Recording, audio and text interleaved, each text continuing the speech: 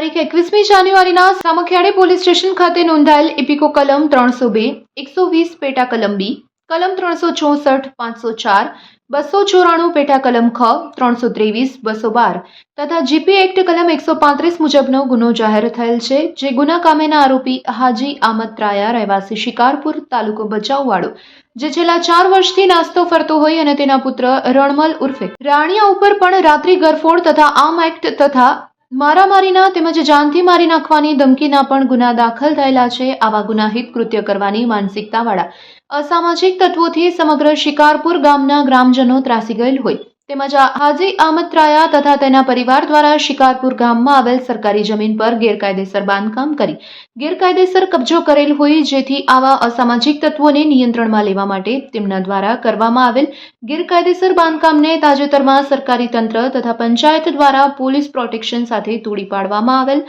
આમ ગુનાની ગંભીરતાને લઈ આરોપી પકડવા માટે વી.આર. પટેલની પોલીસ સબ ઇન્સ્પેક્ટર તથા સામખિયાળી પોલીસ સ્ટાફ સતત પ્રયત્નશીલ હતા. તે દરમિયાન V R. Patel senior police sub inspector નાઓને ખાનગી રાહે બાતમી હકીકત મળી કે હાજી આમદ ત્રાયા રહેવાસી શિકારપુર વાળો હાલે જુસબ નૂર મોહમ્મદ ત્રાયા રહેવાસી શિકારપુર તાલુકો ભચાઉવાળાના રહેણાંક મકાન ઉપર આવેલ છે, જેથી સામખિયાળી પોલીસ સ્ટાફ સાથે બાતમીવાળા રહેણાંક મકાન પર તપાસ કરતા આરોપી હાજર મળી આવેલ હોય, જેથી આરોપીને સામખિયાળી પોલીસ સ્ટેશન લાવી કાયદેસરની કાર્યવાહી કરવામાં આવી છે.